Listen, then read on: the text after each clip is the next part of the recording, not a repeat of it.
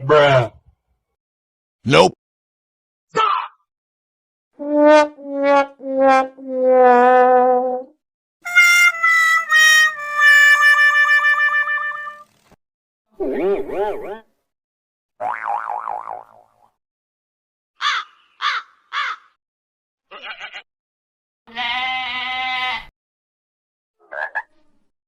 Huh? What? Nani?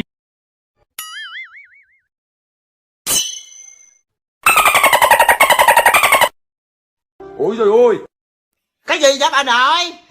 Cái gì vậy? Ủa? Gì vậy? Ủa gì vậy?